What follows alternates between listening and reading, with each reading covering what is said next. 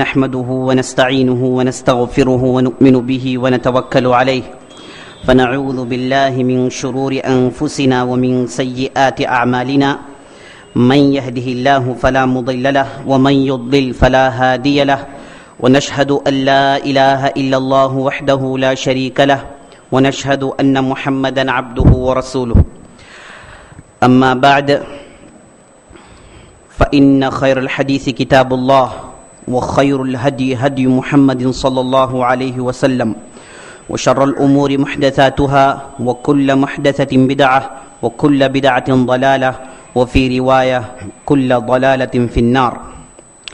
فأعوذ بالله السميع العليم من الشيطان الرجيم وأن هذا صراطي مستقيما فاتبعوه ولا تتبعوا السبل فتفرق بكم عن سبيله ذلكم وصاكم به لعلكم تتقون. وقال تبارك وتعالى يا نساء النبي لستن كأحد من النساء إن اتقيتن فلا تخضعن بالقول فيطمع الذي في قلبه مرض وقلن قولا معروفا وقرن في بيوتكن ولا تبرجن تبرج الجاهلية الأولى وأقمنا الصلاة وآتينا الزكاة وأطعنا الله ورسوله إنما يريد الله ليذهب عنكم الرجس أهل البيت ويطهركم تطهيرا. وقال تبارك وتعالى وإن من شيعته لإبراهيم. صدق اللہ العظیم. تمام قسم کی تعریفیں و حمد و ثنا اللہ رب العزت کے لیے ہو جو سارے کائنات کا مالک، خالق، رازق اور مدبر ہے. لاکھوں کروڑوں درود و سلام ہو سرور کائنات، فخر موجودات، احمد مجتبیٰ محمد مصطفیٰ صلی اللہ علیہ وسلم پر، جن کو اللہ تعالیٰ نے سارے کائنات کے لیے رحمت بنا کر مبعوث کیا. میں اللہ تعالیٰ سے دعا کرتا ہوں کہ اللہ تعالیٰ جیسے ہم اور آپ کو اس مبارک نشست میں، اس مبارک مجلس میں جمع کیا ہے، اسی طریقے سے ہم تمام کو جنات الفردوس میں جمع کریں. جو ہر مومن کا مقصد ہے جنت حاصل کرنا، یہ مومن کا مقصد ہے جس کے لیے اس زمین میں جیتا ہے. جنت اگر حاصل کرنا چاہے تو اسے چاہیے کہ اس زمین میں ایسے کام کریں جس کے ذریعے سے وہ اپنے رب کو اور آپ صلی اللہ علیہ وسلم کے بتائے ہوئے دین کے حقوق کو ادا کریں. اگر آدمی یہ دو کام کر لے تو وہ جنت حاصل کر لے سکتا ہے.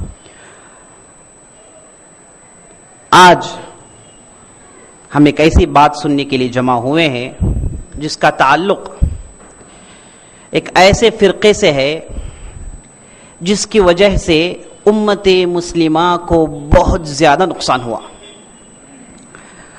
اگر آپ پوچھیں گے کہ اسلام کو سب سے زیادہ نقصان کس چیز سے ہوا تو آپ کہہ سکتے ہیں کہ آپس میں فرقوں میں بٹنے کی وجہ سے یہ بہت بڑا نقصان ہوا. فرقوں میں بٹنے کی وجہ سے اسلام کا شیرازہ بکھر گیا، اسلام کی طاقت ٹوٹ گئی. اگر فرقوں میں نہیں بٹتے، اتحاد ہوتا تو آج ساری دنیا میں ایک بھی کافر نہیں ہوتا.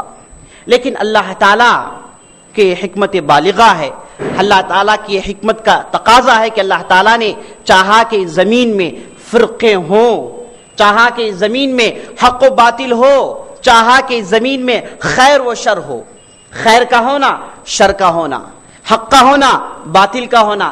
اس زمین میں یہ اللہ تعالیٰ کی حکمتوں میں سے ہے.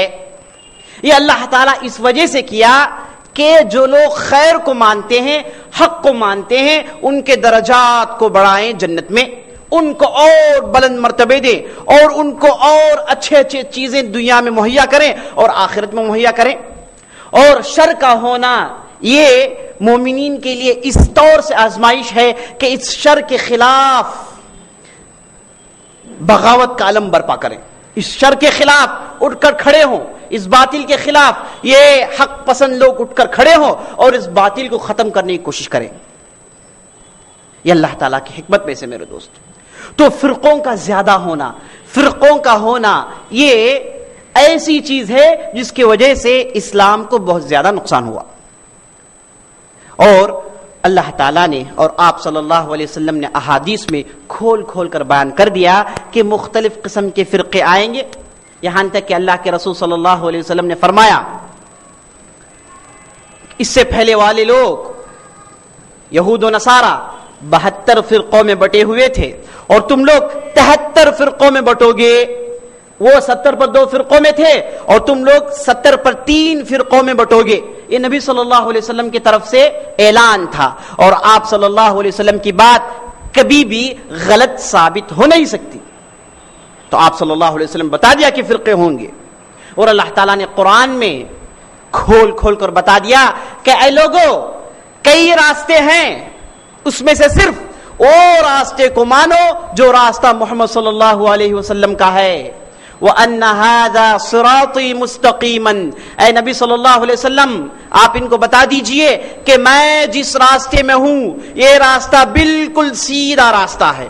وَلَا تَتَّبِعُوا السُّبُلَ، اے لوگوں یہ راستے کے علاوہ دوسرے راستوں کی اتباع ہرگز مت کرو. اگر کرو گے فَتَفَرَّقَ بِكُمْ عَنْ سَبِيلِهِ، تم لوگ حق کے وہ جادے سے، حق کے اس راستے سے بھٹک جاؤ گے، غلط راستے میں چلے جاؤ گے. تو میرے دوستو حق کے راستے کو ماننا، صحیح راستے کو ماننا یہ مومنین کا فریضہ ہے. کیسے مانے گا؟ وہ اگر کتاب و سنت کی تعلیمات پر عمل کرتا ہے تو میرے دوستو بالکل صحیح راستے پر ہے، اس میں کوئی شک نہیں. ان تمام فرقوں میں جتنے بھی فرقے آپ دیکھتے ہیں، ان تمام فرقوں میں سب سے پرانا فرقہ اور سب سے تکلیف دہ اور مضر فرقہ میرے دوستوں کون سا ہے؟ شیعہ ہے. شیعہ ہے. آج ہم دیکھتے ہیں سارے عالم اسلامی میں، سارے دنیا میں، بلکہ یہ لوگ بڑی تیزی سے بڑھ رہے ہیں. ان کے پاس کئی حکومتیں ہیں. ایران جو مشہور بستی ہے، مشہور کنٹری ہے، اس کی حکومت ان لوگوں کے پاس ہے.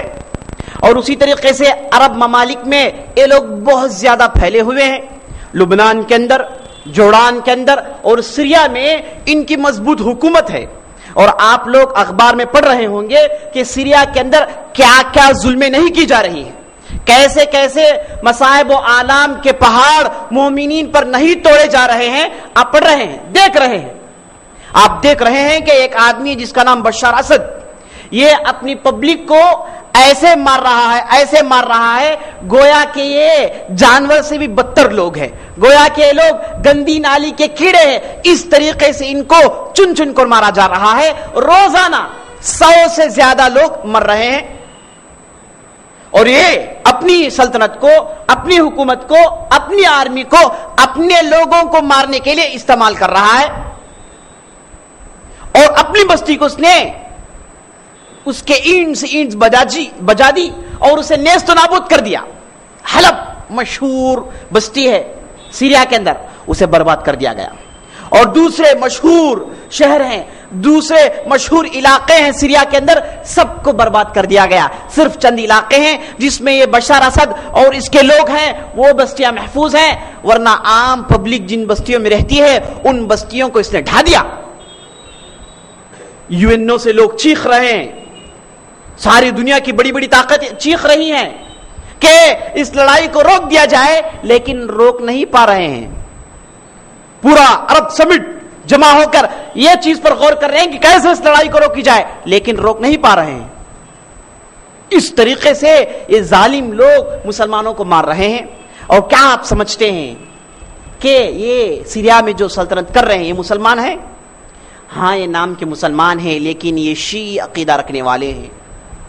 اسی طریقے سے ہم مصر میں نظر ڈالتے ہیں تو مصر میں ڈھیر سارے شیعہ ہیں، اور عراق کے اندر ان کو تقریباً حکومت حاصل ہو گئی.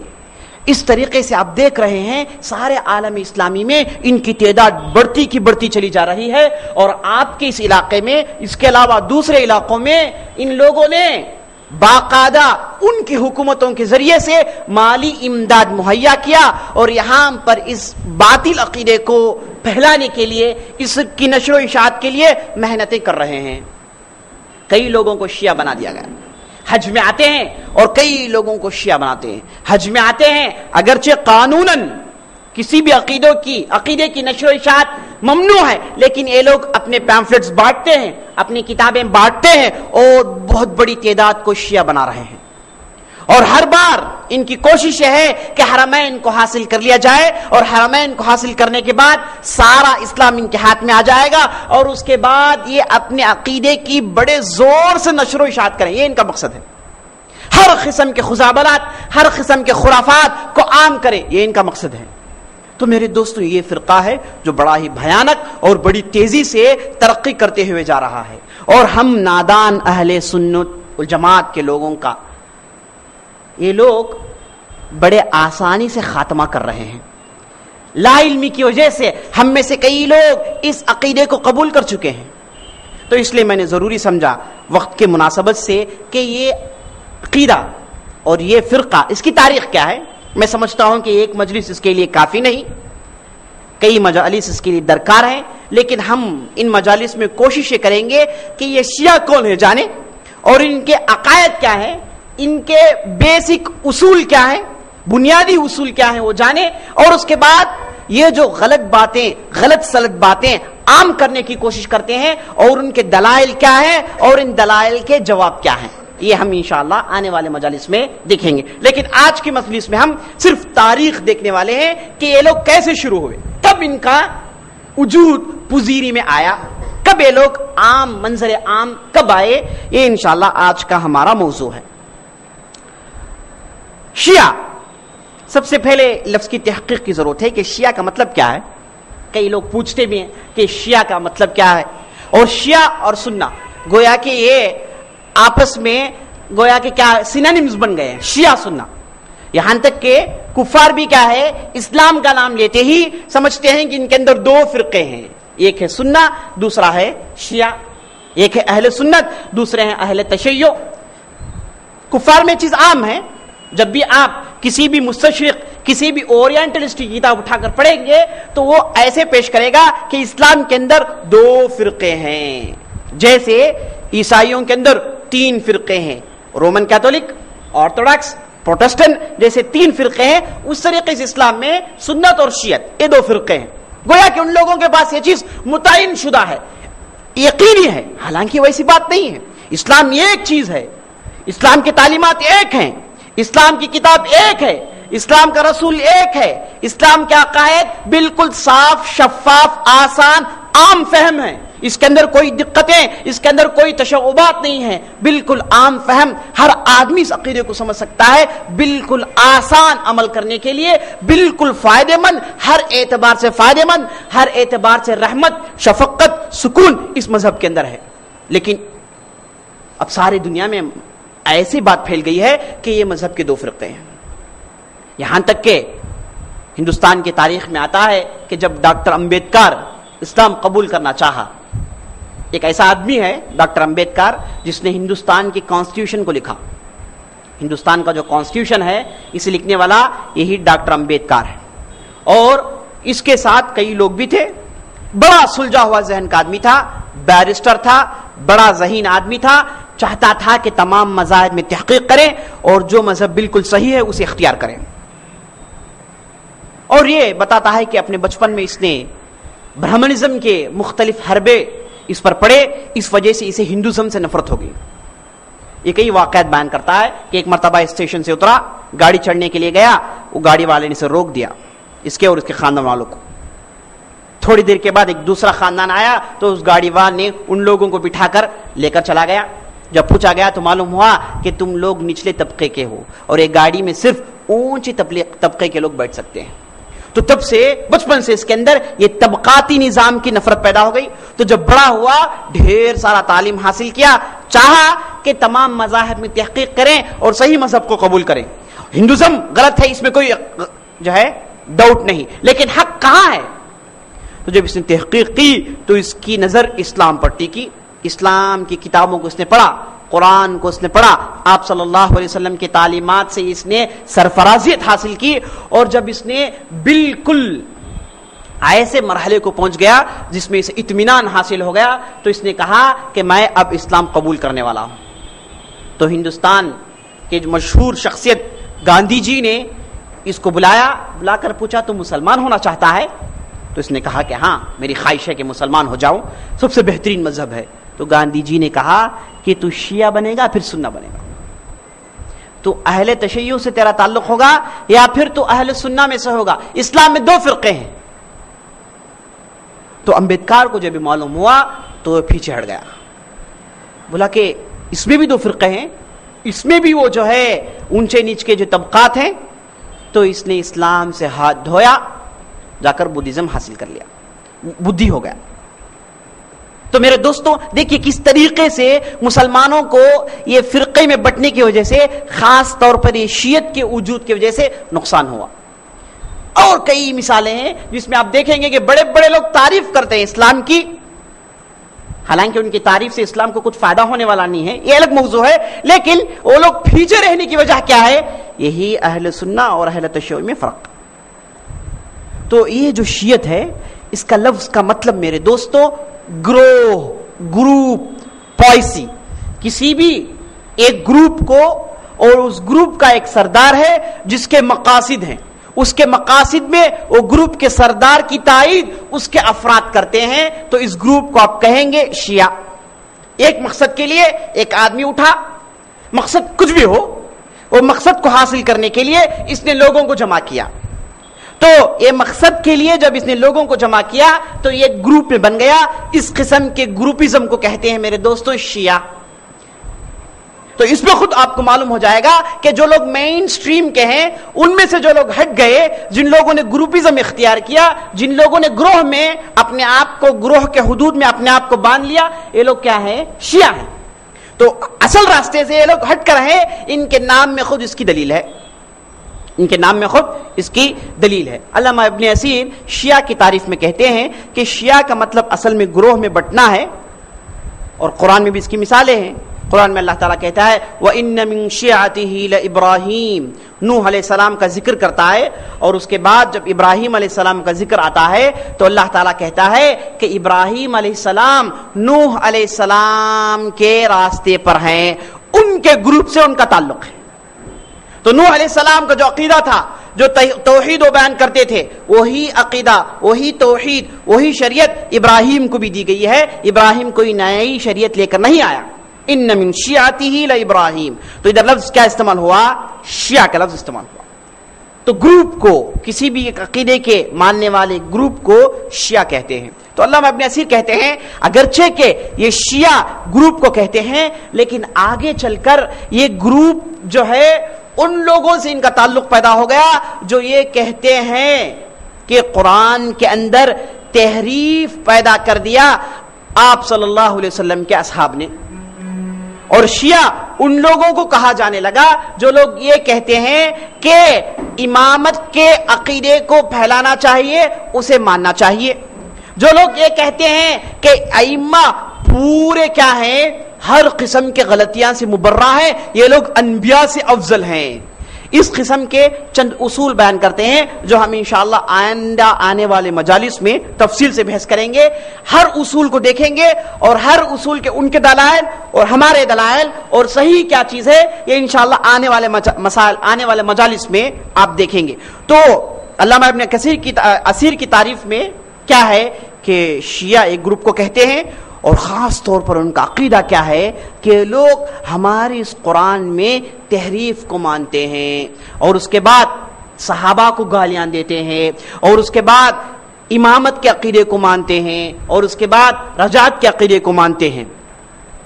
تو اگرچہ کہ اس کا نام جو ہے مطلب گروپ ہے، لیکن آگے چل کر مختلف عقیدے یہ گروپ میں آ گئے، اور یہ عقیدوں کو ان لوگوں نے مان لیا، کہا کہ جو لوگ یہ عقیدے کو نہیں مانے گا وہ کیا ہے، شیعہ میں سے نہیں ہے، تو ان کی ایک نئی شکل پیدا ہو گئی۔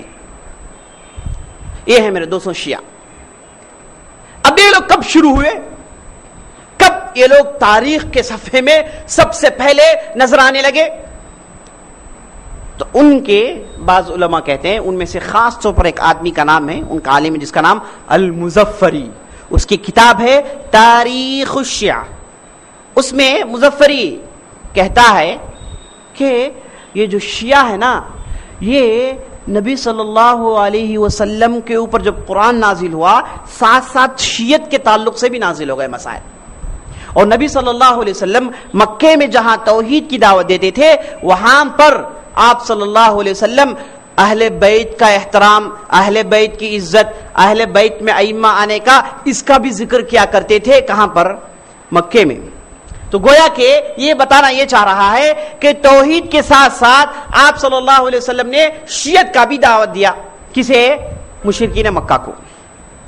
اور ان میں سے بعض دوسرے لوگ کہتے ہیں کہ نہیں، شیعہ جو شروع ہوئے سب سے پہلے جب آپ صلی اللہ علیہ وسلم وفات پا گئے، وفات کے بعد جب انصار اور مہاجرین ثقیفہ بنو ساعدہ ایک چبوترا تھا مدینے کے اندر، وہاں پر جمع ہوئے یہ مسئلے لے کر کہ کون اب نبی صلی اللہ علیہ وسلم کی ذمہ داریاں سنبھالے گا آپ صلی اللہ علیہ وسلم کے وفات کے بعد.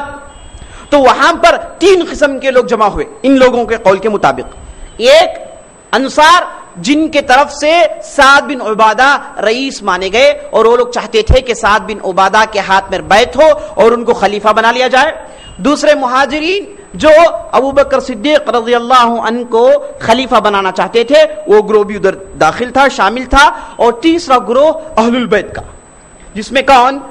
علی رضی اللہ عنہ، عباس بن عبد المطلب اور دوسرے آپ صلی اللہ علیہ وسلم کے خاندان کے لوگ ادھر جمع ہوئے تھے. اور وہ لوگ چاہتے تھے کہ علی بن ابی طالب کو آپ صلی اللہ علیہ وسلم کے وفات کے بعد خلیفہ بنایا جائے.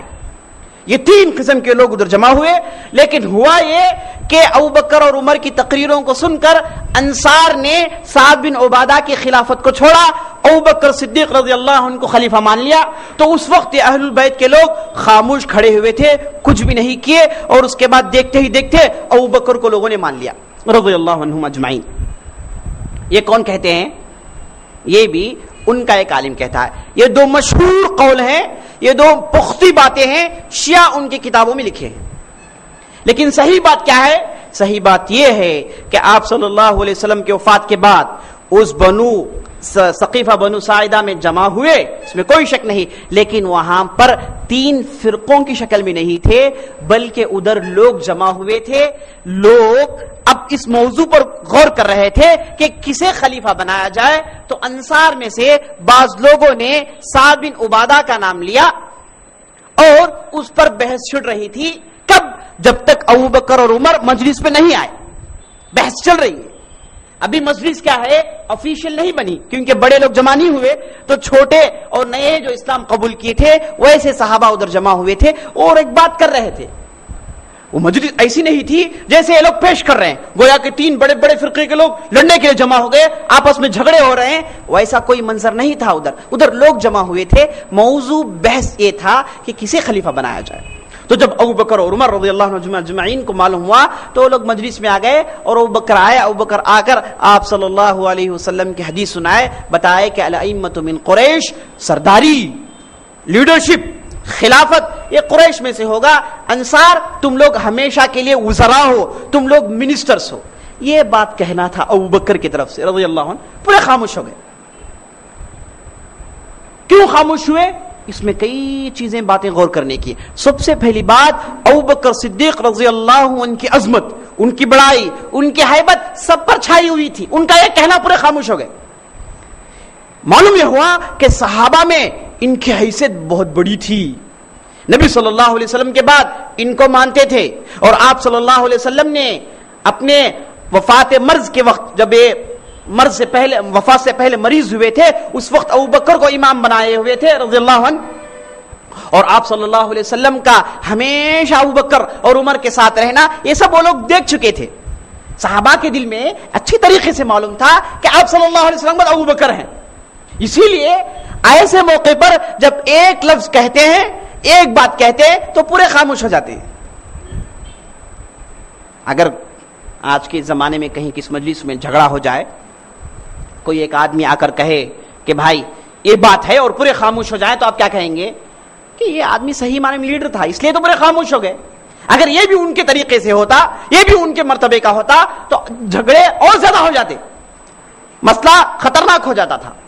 لیکن ابو بکر کا قول کہنا تھا، پورے خاموش ہو گئے. اور ابو بکر کے آنے سے پہلے رضی اللہ عنہ ہو سکتا تھا کہ لڑائی ہو جائے، تلوار نکل آئے، لیکن ابو بکر کا کہنا تھا پورے فتنے ختم ہو گئے۔ اس سے معلوم ہوا کہ ابو بکر صدیق رضی اللہ عنہ کی اہمیت، ہیبت اور ان کی عظمت ان لوگوں کے دلوں میں کیا تھی۔ اور اس کے بعد ابو بکر صدیق رضی اللہ عنہ جب یہ بتائے کہ قریش میں امامت ہوگی تو کوئی مخالفت نہیں کیا، اور انصار میں وزراء ہوں گے تو کوئی مخالفت نہیں کیا۔ مخالفت کرنے کی یہ بھی صورت ہو سکتی تھی کہ بھائی کیوں قریش میں ائمہ آئے، کیوں ہم انصار میں سے ائمہ نہیں آئے؟ نہیں، جانتے تھے کہ ابو بکر علم میں بھی مرتبہ رکھتے ہیں، قرآن کے فہم میں بھی مرتبہ رکھتے ہیں، سنت میں بھی مرتبہ رکھتے ہیں، سنت میں بھی ان کی عجیب حیثیت تھی، عظیم حیثیت تھی، علم میں بھی مانتے تھے، اس لیے خاموش رہ گئے۔ اگر آدمی بغیر علم کے بھی اگر مرتبے میں آ جائے ہو سکتا خاموش رہے، لیکن علم میں ہو سکتا ہے دوسرے ان سے زیادہ جاننے والے ہو، لیکن ویسا نہیں ہوا، علم میں بھی ابو بکر زیادہ تھے، اس لیے بالکل خاموش ہو گئے۔ اس کے بعد ابو بکر آئے تو عمر نے آگے بڑھ کر ابو بکر کے ہاتھ میں بیعت کی، تو سب تمام لوگوں نے بیعت کر لیا۔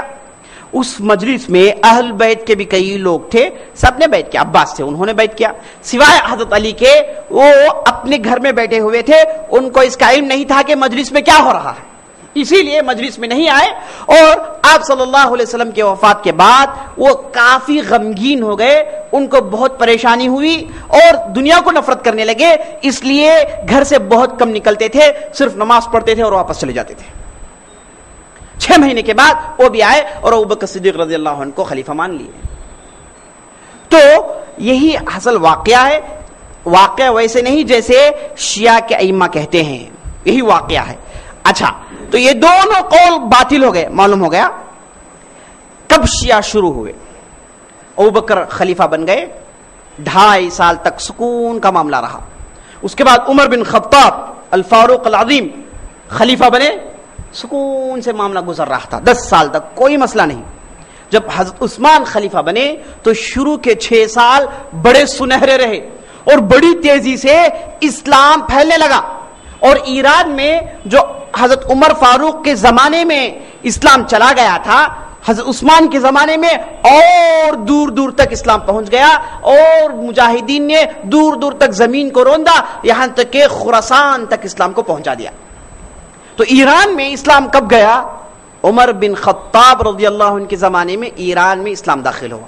اسی لیے بعض اہل علم کہتے ہیں کہ یہ جو ایران میں شیعہ جو ظاہر ہوئے، ان کو عمر بن خطاب سے اس وجہ سے نفرت ہے کہ ان کے زمانے میں ایران میں اسلام آیا، اس وجہ سے نفرت ہے، اسی لیے چاہتے ہیں کہ کسی نہ کسی طریقے سے عمر کو گالیاں دیں۔ اور یہ جب اسلام ایران میں داخل ہوا تو ہوا یہ کہ یہ جو فارسوں کی، فرس کی پرانی جو طاقت تھی، پرانی جو سلطنت کی جو طاقت تھی، عظمت تھی، رعب، ہیبت تھا، وہ ختم ہو گیا۔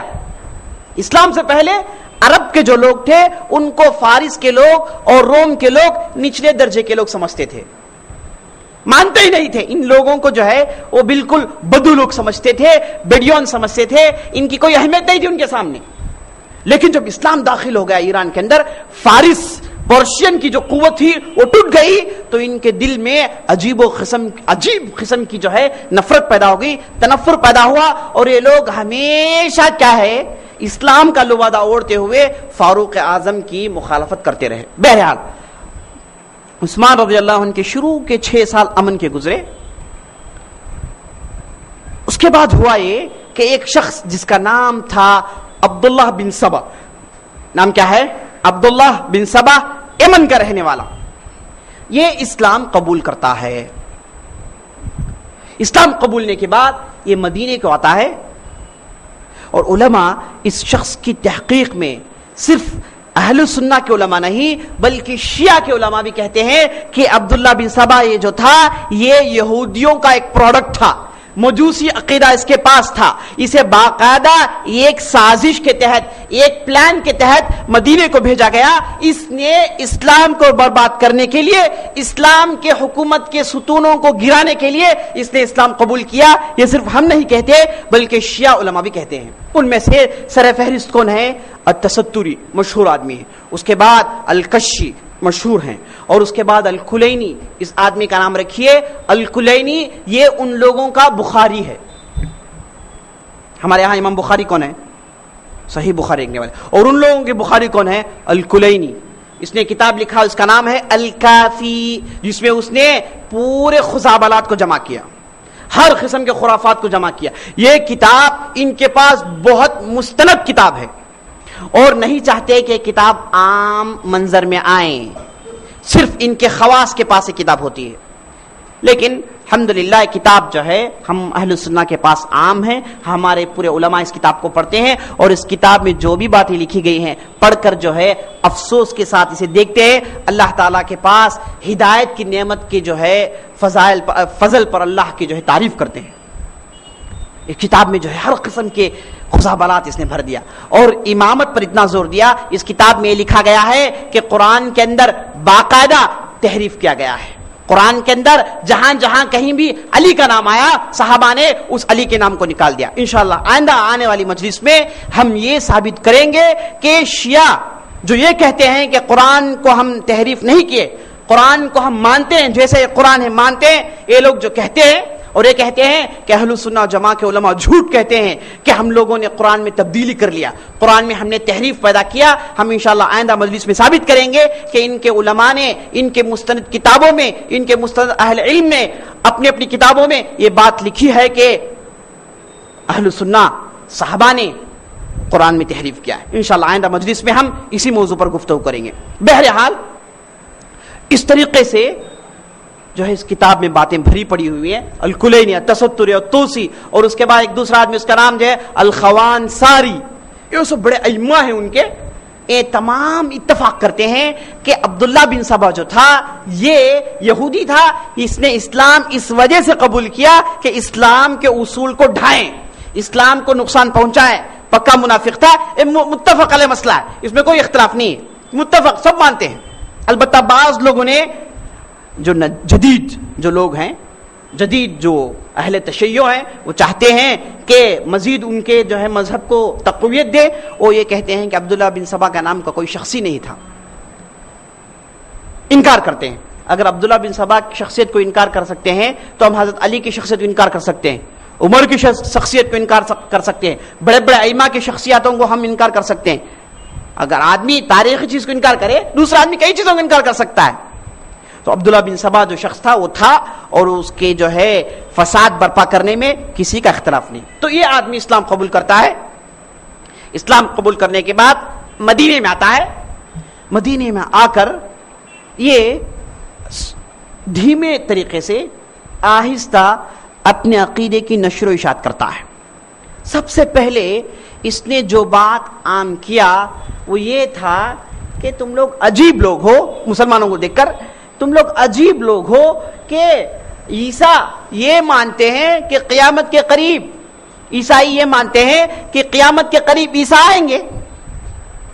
تم لوگ یہ کہتے ہو کہ محمد صلی اللہ علیہ وسلم عیسیٰ سے افضل ہے, اور تم لوگ یہ کہتے ہو کہ محمد صلی اللہ علیہ وسلم دنیا میں نہیں آئیں گے. عجیب لوگ ہو تم. سب سے پہلے یہ عقیدہ اس نے عام کیا. اور اس کے بعد دوسرا عقیدہ جو اس نے عام کیا وہ یہ تھا کہ ہر نبی کا ایک وصی ہوتا ہے. ہر نبی کا ایک وصی ہوتا ہے. وصی اس آدمی کو کہتے ہیں جو نبی کے بعد بنے گا. جیسے موسیٰ علیہ السلام کے بعد یوشع بن نون بنے تھے. ہر نبی کے بعد ایک وصی ہوتا ہے جو نبی کے پوسٹ کو آتا ہے. اس طریقے سے یہ نبی محمد صلی اللہ علیہ وسلم کے وصی علی بن ابی طالب ہیں. یہ دوسری چیز اس نے عام کی. تیسری چیز اس نے یہ کہا کہ یہ جو وصی ہوتے ہیں ان کے نسل میں ہی ہمیشہ خلافت رہے گی, اور یہ اس کے بعد جتنے بھی لوگ آئیں گے یہ لوگ انبیاء سے افضل ہیں. نہ کہتے ہوئے باتوں کو اس نے عام کرنا شروع کر دیا. مدینے میں آیا ہے, کوشش کیا کہ لوگوں کو بدلائے. بڑے بڑے صحابہ کے پاس گیا. ہر آدمی کے پاس جیسا ویسا آدمی ہے ویسا بھیس بدل کر جاتا تھا, جیسا دیس ویسا بھیس. اس طریقے سے لوگوں کو اپروچ کرتا تھا. بڑے بڑے صحابہ کے پاس گیا, عبادہ بن صامت اور دوسرے, اگرچہ کہ نوجوان تھے لیکن دین کا علم رکھتے تھے, اس کے بہکاوے میں نہیں آئے. کئی لوگوں نے اسے دھکا دے کے باہر نکال دیا. لیکن بعض صحابہ, نادان صحابہ جو ہے بالکل ان کے اندر نادانیت تھی, ان میں سے ابو ذر غفاری ایک صحابی تھے, ان کے پاس گیا. دیکھا کہ یہ واقعی متقی پرہیزگار آدمی ہے, زاہد آدمی ہے, تو اس نے زہد کا لبادہ اوڑھ کر تقوی کا پردہ اوڑھ کر ان کے پاس جایا، جا کر بولا کہ دیکھو عثمان جو ہے نا یہ حکومت کر رہے ہیں، ان کے پاس بہت سارا مال ہے. کیا کہا اس نے؟ بہت سارا مال ہے، ان کے پاس زمین ہے، ڈھیر سارے ان کے پاس جو ہے خادم ہیں، لاکھوں کا مال ان کے پاس پڑا ہوا ہے. یہ مال کا جمع کرنا، مال کے لیے محنت کرنا، یہ اسلام میں نہیں ہے. ابو ذر غفاری رضی اللہ عنہ ایسے صحابی ہیں جو پہلے سے یہ کہتے تھے کہ مسلمان اپنے گھر میں سونا مت رکھو، اپنے گھر میں چاندی مت رکھو، اپنے گھروں میں پیسے مت رکھو، سب زاہد بن کر رہو. یہ حضرت عمر کے زمانے میں بھی کہتے تھے، لیکن حضرت عمر نے ایک مرتبہ ان کو بلا کہ بھائی یہ رائے آپ اپنے پاس رکھ لیجئے، یہ رائے عام مت کیجئے. یہ جو تم کہتے ہو یہ اسلام نہیں کہتا ہے. اسلام میں مال جمع کرنا بالکل درست ہے، لیکن حلال طریقے سے. آدمی مالدار ہو سکتا ہے، انبیاء میں بادشاہ گزرے ہیں، اور صحابہ میں بڑے بڑے علماء تھے، اور بڑے بڑے جو ہے مالدار اغنیاء تھے. اور آپ صلی اللہ علیہ وسلم کے زمانے میں جو ہے عثمان غنی اور ابوبکر صدیق بڑے بڑے ایسے صحابہ تھے جو بہت غنی اور رچ تھے. یہ کہہ کر ابو ذر کو جو ہے حضرت عمر نے اپنے زمانے میں خاموش کیا. لیکن جب عبداللہ بن سبا نے اس بات کو بڑھ چڑھا کر ابو ذر غفاری کے پاس پیش کیا تو ابو ذر غفاری برملائے بات کہنے لگے. تو عثمان بلائے، ایک مرتبہ سمجھائے رضی اللہ عنہ اجمعین، لیکن مانے نہیں. دوسری مرتبہ سمجھا، نہیں مانے. تیسری مرتبہ عثمان نے کہا ابو ذر غفاری تم ربغا چلے جاؤ. یہ مدینے سے تقریباً جو ہے 150 میل دور پڑتا علاقہ ہے. کہا کہ آپ ادھر چلے جاؤ، آپ کا یہ کہنا ان بستیوں میں صحیح نہیں ہے، آپ اگر یہ صحیح سمجھتے ہیں تو آپ اپنے پاس رکھ لو. یہ کہہ کر عثمان نے ابو ذر غفاری کو دور کر دیا اور دوسرے صحابہ کے پاس بھی گیا، لیکن اس کے بہکاوے میں نہیں آئے تو سب نے اسے دھکے مارا. تو یہ نکل کر بصرہ چلا گیا. بصرہ میں جا کر اس نے باقاعدہ کوشش کی، لیکن بصرہ میں بھی کام نہیں ہوا. وہاں سے بھی لوگوں نے اسے بھگا دیا. تو کوفہ گیا. کوفہ میں اس نے اپنے کوشش کی، اپنے مختلف اسالیب، اپنے مختلف طریقے اختیار کیا تاکہ لوگوں کو بہکائیں، لیکن کوئی اس کے بہکاوے میں نہیں آئے. سب نے اسے پھر دھکا مارا. تو یہ نکل کر مصر چلا گیا. جب مصر گیا تو دیکھا کہ زمین بالکل زرخیز ہے، زرخیلی زمین ہے، اور لوگ یہاں کے بالکل نادان نظر آ رہے ہیں. ابھی اسلام قبول کیے ہیں، ان کے اندر وہ تعلیمات ابھی رچ بس نہیں گئے ہیں. تو اس نے موقع کی تلاش میں ہمیشہ اپنے آپ کو تیار رکھا. ہوا یہ کہ اس وقت وہاں پر ایک صحابی تھے جن کا نام عبداللہ بن عامر، یہ ادھر حکومت کر رہے تھے. تو ان کے حکومت کے ماتحت کئی لشکریں تھی. اس میں ایک لشکر جو ہے فارس پر کام کر رہا تھا، پرشیا کے اس بعض علاقوں پر وہ لوگ لڑ رہے تھے. تو وہ لشکر میں ایک شخص تھا جس کا نام تھا حکیم بن جبلہ. یہ شخص اگرچہ کہ اسلامی لشکر میں تھا لیکن پکا چور تھا، لٹیرا تھا. یہ بغیر امیر کی اجازت کے رات میں نکل کر فارس کے بستیوں میں گھستا اور وہاں پر بھیس بدل کر لوٹتا، لوگوں کو مارتا، ڈھیر سارا مال لوٹتا. صبح آ کر پھر لشکر میں بیٹھ جاتا. اور اس کے ساتھ ایک گروپ بھی تھی، لٹوروں کی گروپ. یہ خبر جب عثمان رضی اللہ عنہ کو پہنچی تو عثمان رضی اللہ عنہ نے عبداللہ بن عامر کو خط لکھا. خط لکھ کر کہا کہ یہ حکیم بن جبلہ کو سزا دو اور اس کے لوگوں کو سزا دو، ان لوگوں کو خاموش کر دو اور ان لوگوں کو ہمیشہ بند رکھو، جب تک یہ چیزیں نہیں چھوڑتے ان کو مت چھوڑو. تو عثمان رضی اللہ عنہ جب خبر پہنچی تو عبداللہ بن عامر کو یہ خبر پہنچی رضی اللہ عنہ، تو انہوں نے ایسا ہی کیا. حکیم بن جبلہ کو پکڑ کر باندھ دیا، پیٹا گیا اور ان کے لوگوں کو پیٹا گیا. چند دنوں کے بعد جب ان کو چھوڑ دیا گیا تو عبداللہ بن سبا نے دیکھا کہ موقع اچھا ہے. اب معلوم ہے کہ آدمی کا دل کچا ہے اور یہ آدمی ضرور نفرت میں ہوگا اور انتقام کا آگ اس کے دل میں ضرور موجود ہوگا. تو آگے بڑھا، جا کر کہا کہ بھائی تم کو سزا دینے والا عثمان کون ہے رضی اللہ عنہ؟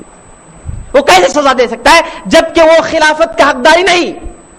دیکھیے کیسے آ رہا، جبکہ وہ خلافت کا حقداری نہیں ہے. خلافت کے حقدار علی ہیں، وہ وصی ہیں نبی کے، وہ نبی کے وصی ہیں، تو وہی خلیفہ بننا ہے. یہ عثمان کیسے خلافت حاصل کر لیا رضی اللہ عنہ اجمعین؟ کہاں سے اسے جو ہے یہ چیز مل گئی؟ وہ خلیفہ ہی نہیں ہے. یہ چیز جو ہے حکیم بن جبلہ کے ذہن میں اس نے خوب داخل کیا اور اس کے لوگوں کو اس چیز کی طرف آمادہ کر لیا. سب یہ بات کو ماننے لگے کہ عثمان اب خلیفے کے حقدار نہیں ہے، حضرت علی کو خلیفہ بننا ہے، وہی جو ہے نبی صلی اللہ علیہ وسلم کے وصی ہیں. یہ کہہ کر اس نے بڑے زور و شور سے اس بات کو پھیلایا. تو اس لشکر میں یہ گروپ اس کے عقیدے کو ماننے والی پیدا ہو گئی. یہ پورا واقعہ امام طبری نے اپنی کتاب میں نقل کیا ہے. تو اس کے بعد جب عبداللہ بن سبا کو ایک گروپ مل گئی تو اس نے اس گروپ کو جو ہے اور ترویج دی. میرے دوستوں ہمیشہ یاد رکھیے کہ جو فتنے پرست لوگ ہوتے ہیں وہ کیا ہیں؟ آپ کی ذہن سازی کرنے کی کوشش کریں گے. اہم چیز آپ کی ذہن سازی، آپ کے مائنڈ کو واش کریں، آپ کے ذہن میں ایسی باتیں ڈال دیں اور آپ کو ان باتوں کا قائل کر لیں. یہی کام ہوتا ہے. اس کے بعد آپ اس کا کام کریں گے. اسی لیے آدمی کو چاہیے کہ عقیدہ صحیح معنی میں پڑھیں. صحیح عقیدہ کیا ہے اسے جانیں. آج ہم دیکھتے ہیں کہ لوگ بڑی تیزی سے نصرانی بنتے ہوئے جا رہے ہیں اور کئی لوگ غلط عقیدے قبول کر رہے ہیں. کل ساقط لاقط، ہر چیز جو گر رہی ہے اسے اٹھانے کے لیے لوگ ہیں. ہر نئی بات آ گئی لوگ اس کے پیچھے جمع ہو گئے. اب ایک نیا فرقہ چند دنوں سے میں سنتے ہوئے چلا آ رہا ہوں. کیا ہے کہ بعض لوگ نکلے ہیں وہ کہتے ہیں کہ بھائی بقرعید آ رہی ہے، گوشت کھانا ہے تو خرید کے کھا لو. یہ کیوں بیکار جانوروں کو مار رہے تم لوگ؟ ہزاروں لاکھوں جانوروں کو مار رہے تم لوگ، ڈھیر سارا خون بہا رہے تم لوگ. یہ بیکار بات ہے، اس کے لیے اسلام میں اجازت نہیں ہے. یہ کہہ کر عام کر رہے ہیں اور کئی لوگوں نے اس بات کو قبول کر لیا. بولے کہ صحیح بات ہے، ہم کو گوشت کھانا ہے تو 1-1 کلو لے کے کھا لیں. آدمی 1-1 بکرا، 2-2 بکرا، 3-3 بکرے، اور اس کے بعد اونٹ بعض لوگ اور بعض لوگ گائے. ڈھیر سارا خون بہانے کی آخر کیا ضرورت؟ اتنا گوشت ایک دن میں ایک آدمی کے پاس ڈھیر سارا گوشت، غریبوں کے پاس گوشت زیادہ ہے، سیف کرنے کے لیے کوئی چیز نہیں ان کے پاس. ایسے ویسے باتیں کہہ کر یہ غلط چیزیں اب لیٹسٹ پھیلا رہے ہیں اور ماننے والے کئی ہیں. وہ بولنے سے پہلے قبول کرنے کے لیے لوگ کھڑے ہیں. بولو بھائی ہم قبول کر رہے ہیں، آپ کہو بس ہم ماننے کے لیے تیار ہیں. وجہ کیا ہے مسلمانوں میں؟ وجہ یہ ہے کہ ان کے پاس صحیح تعلیمات نہیں ہے. عقیدہ کیا ہے نہیں معلوم، کون سی چیزیں ماننا ہے، کون سی چیزیں نہیں ماننا ہے، اور کس کے پاس سے کیا بات لینا ہے.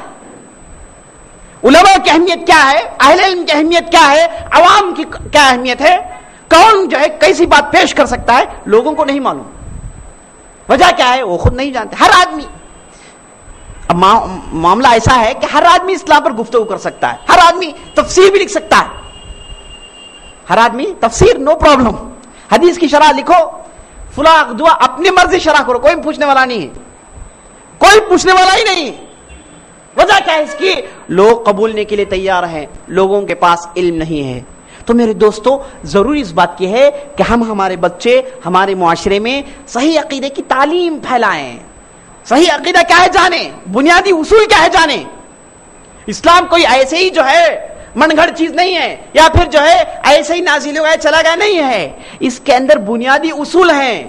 ہر بات بالکل صاف و شفاف سورج کی طرح روشن ہے اور ہر چیز بنیاد کے ساتھ ہے. یہ ایسا مذہب ہے جو ساری دنیا کو تعلیم دے سکتا ہے، ساری دنیا کو صحیح راستے پر چلا سکتا ہے. کوئی معمولی مذہب نہیں ہے، کوئی معمولی دین نہیں ہے. لیکن ہمارے لوگوں کو نہیں معلوم. ہم لوگ سمجھتے ہیں کہ اسلام اور ہندوازم اور دوسرے جو فرقے اور ریلیجنس ہیں اس طریقے سے اسلام بھی ایک ریلیجن ہے، یہی کہتے ہیں بھی لوگ. میرے دوستوں دیکھو، اصل چیز یہ ہے کہ اسلام کا مقابلہ کوئی مذہب نہیں کر سکتا. لیکن ہم مسلمانوں میں پریشانی یہ ہے کہ ہم میں سے اکثر لوگ اسلام کو نہیں جانتے. تو یہ جو فرقے جو شروع کرتے ہیں، یہ جو سر پھرے لوگ ہیں، ان کے پاس یہی ہے کہ آپ کو چند باتوں کے قائل کروا لیں گے، ایسے ایسی باتیں پیش کریں گے اور پیش کرنے کا انداز بھی ایسا ہوگا کہ آپ تھوڑی دیر کے لیے پھسل جائیں گے، ایسا پیش کریں گے. تو عبداللہ بن سبا جو ہے اس طریقے سے باتیں پیش کیا تو مصر کے اندر ایک بہت بڑی تعداد اس کے عقیدے کے قائل ہو گئی. تو مصر میں اس نے اپنا اڈا جما لیا. اس کے بعد وہاں سے اس نے کیا کیا، وہاں سے یہ بات عام کی کہ عثمان کو خلافت سے اتارو. عثمان خلافت کے قابل نہیں ہے رضی اللہ عنہ، خلافت کے قابل علی ہیں. اب یہ اس نے کہہ دیا تو عثمان رضی اللہ عنہ کے خلاف کئی تہمتیں اس نے لگائی. اس کے اور اس کے لوگوں نے سب سے پہلی تہمت کیا لگائی؟ بولے کہ عثمان رضی اللہ عنہ صرف اپنے خاندان والوں کو بڑے بڑے پوسٹ میں بٹھا رہے ہیں. یہ پہلا تہمت. بطور مثال انہوں نے پیش کیا مروان بن حکم جو مدینے کا والی ہے، مدینے کا گورنر ہے، مدینے میں صحابہ ہیں، اسے کیوں گورنر بنایا گیا؟ اور اس کے بعد یہ کہنے لگے کہ عثمان رضی اللہ عنہ کے پاس ڈھیر سارا مال ہے، کروڑ پتی ہے، جبکہ اس سے پہلے عمر ویسے نہیں تھے، ابو بکر ویسے نہیں تھے، نبی صلی اللہ علیہ وسلم ویسے نہیں تھے، لیکن عثمان رضی اللہ عنہ کے پاس اتنا مال کہاں گیا؟ یہ ان کے پر دوسری غلطی ہے، دوسرا تہمت، تیسرا تہمت انہوں نے کہا کہ عثمان رضی اللہ عنہ بالکل جو ہے آرام پسند ہے اور ان کے پاس جو ہے سختی نہیں ہے، عمر کی سختی نہیں ہے رضی اللہ عنہ، ان کے پاس نرمی ہے. یہ تہمت ہی نہیں بولے کہ تہمت ہے. اس طریقے سے کئی تہمتیں ان لوگوں نے لگایا، جبکہ پوری تہمتیں واہیات تھی، بے بنیاد تھی. حضرت عثمان اگر مروان بن حکم کو مدینے کا گورنر بنائے ہیں تو دوسرے ایسے علاقوں میں ایسے لوگوں کو گورنر بنایا جو ان کے خاندان کے نہیں تھے. مروان بن حکم اگرچہ کہ وہ ایک معمولی آدمی تھا، لیکن عثمان رضی اللہ عنہ مدینے کی جو ہے والی اس وجہ سے بنائے کہ وہ بھی مدینے میں ہے اور ان کا جو ہے چچا زاد بھائی تھا اور معاملہ آسان کرنے میں بہت سارے بھائی ہونے کی وجہ سے فائدے ہو سکتے ہیں. اور علامہ ابن تیمیہ نے منہاج السنہ النبویہ کتاب لکھا، اس میں یہ تمام تہمتوں کو نقل کیا، ہر تہمت کے لیے کئی صفحات میں بدلے دیے، کئی صفحات، ڈھیر سارے پیجز لکھے اور بتایا کہ پورے تہمتیں لاغیات ہیں، واہیات ہیں، کوئی بھی جو ہے بنیاد پر نہیں ہے، پورے بیکار ہیں. اس طریقے سے ان لوگوں نے اپنے مشن کو عام کیا، یہاں تک کہ مصر سے ایک لشکر نکال دیا. اس نے ایک بہت بڑی تعداد کو نکال کر یہ کہہ کر کہ مدینہ جائیں گے، جا کر عثمان کو ختم کر کے وہاں پر علی کو ہم خلیفہ بنا کر آئیں گے، یہ کہہ کر بہت بڑا لشکر مصر سے نکل کر آیا. جب حضرت عثمان کو خبر ملی کہ ایک لشکر آ رہی ہے تو حضرت عثمان آگے گئے اور ان لوگوں کو روکا، ان لوگوں سے گفتگو کی، ان لوگوں سے بتایا کہ تم لوگ جو کہہ رہے ہو ویسا نہیں ہے، پورے صفائی پیش کی. تو لشکر والے مان لیے، خاموش ہو گئے اور بولے کہ ٹھیک ہے ہم چلے جاتے ہیں واپس. تو واپس چلے گئے تھے. اچانک ان کو راستے میں ایک خط ملتا ہے اور وہ خط جو ہے ایک آدمی کے پاس تھا اور خط میں لکھا ہوا تھا کہ یہ پورے مصریوں کو قتل کر دیا جائے، پورے مصریوں کو قتل کر دیا جائے. یہ خط کس نے لکھا، کون اس کے پیچھے تھا، آج تک تاریخ میں بات معمہ ہے، لیکن یقینی طور پر یہ عبداللہ بن سبا ہی کا کام تھا.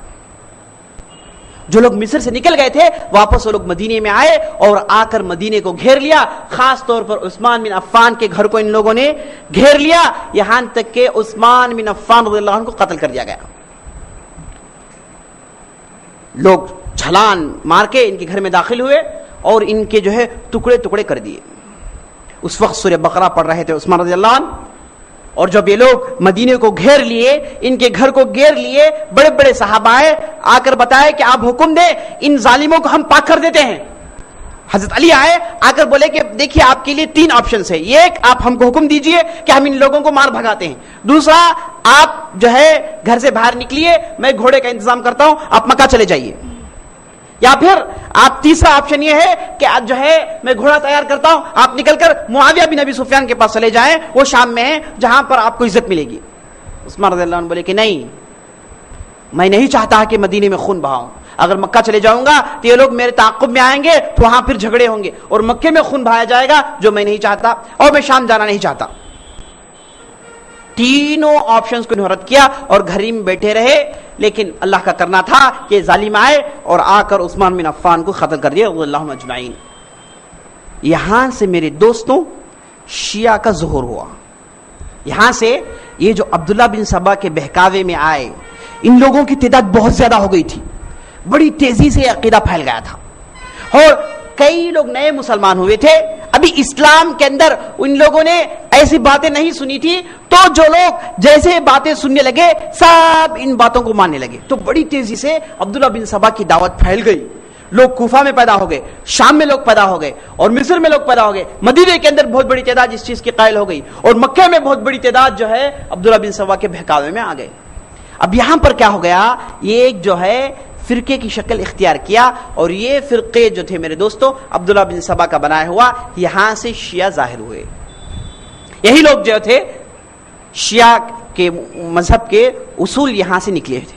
آج بھی آپ ان کے اصول اٹھا کر پڑھیں گے اور عبداللہ بن سبا کے بتائے ہوئے راستے کو اٹھا کر پڑھیں گے تو دونوں میں آپ بالکل سملیرٹیز دیکھ سکتے ہیں، بالکل، اور انشاءاللہ آئندہ آنے مجلس میں ہم دیکھیں گے. تو اس کے بعد ہوا یہ کہ یہ لوگ جو قتل کر دیے عثمان رضی اللہ عنہ کو، یہ لوگ 5 دن تک مدینہ میں حکومت کر رہے تھے، سب خاموش ہیں، انہی کے ہاتھ میں طاقت ہے، تلوار سونٹے ہوئے مدینہ کی گلیوں میں پھر رہے ہیں، لوگوں کو مار رہے ہیں. یہاں تک کہ ان کا جو سردار تھا جس کا نام الغافقی تھا، یہ اپنے لوگوں کو لے کر علی رضی اللہ عنہ کے پاس جاتا ہے. اب یہ لشکر میں کون ہے؟ عبداللہ بن سبا ہے، لیکن سامنے نہیں آ رہا. اس کے بتائے ہوئے راستے پر غافقی آگے چل کر علی رضی اللہ عنہ کے پاس جاتا ہے، جا کر کہتا ہے کہ ہم آپ کو خلیفہ بناتے ہیں، آپ خلیفہ بن جائیں ہمارے.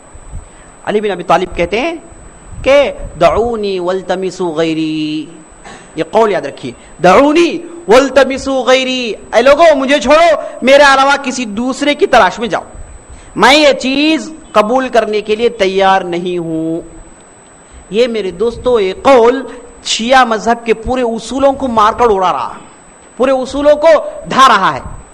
یہ لوگ یہ کہتے ہیں کہ حضرت علی ہمیشہ خلافت کے دعوے دار تھے، وہ چاہتے تھے کہ خلیفہ بنے، لیکن ابوبکر، عمر، عثمان اور دوسرے صحابہ نے ان کو ہمیشہ دبا رکھا، ان پر ظلم کیا، ان کو منظر عام میں آنے نہیں دیا. غلط بات ہے، دیکھو پیش کیا جا رہا ہے. حضرت علی کہتے ہیں کہ میں جو ہے اسے قبول کرنا نہیں چاہتا. اور ان کے قول کے مطابق کہ حضرت علی جو تھے ان کی وصیت واجبی ہے، ان کی وصیت واجبی ہے، قرآن کا حکم ہے. اگر قرآن کا حکم ہوتا تو علی بن ابی طالب رضی اللہ عنہ کیوں جو ہے اس کا انکار کرتے؟ اگر قرآن کا حکم ہوتا تو علی بن ابی طالب فوراً مان لیتے، بولتے کہ یہی چیز صحیح ہے. لیکن انہوں نے ایسا نہیں سوچا، ان کے ذہن میں بات نہیں تھی، تو اس لیے انہوں نے کہا کہ مجھے اس چیز کی ضرورت نہیں ہے، دوسروں کو آپ تلاش کرو. گئے دوسروں کے پاس، سب انکار کر دیا. تو پورا مجموعہ جمع ہوا، پھر لوگوں نے نعرہ اٹھایا، بولے کہ علی کو خلیفہ بنائیں. پھر گئے تو آخرکار علی جو ہے ان کی بات کو قبولتے ہیں اور اس کے بعد وہ خلیفہ بن جاتے ہیں. خلیفہ بننے کے بعد حضرت علی سب سے پہلے مدینے سے کوفہ کو اپنا ہیڈ کوارٹر جو ہے ٹرانسفر کر دیا. اب کوفے کو وہ دارالخلافہ بنا دیے، مدینہ چھوڑ دیے، کیونکہ مدینے میں یہ بہت بڑی تعداد فتنے پرستوں کی تھی، مدینے میں بہت پریشانیاں تھی.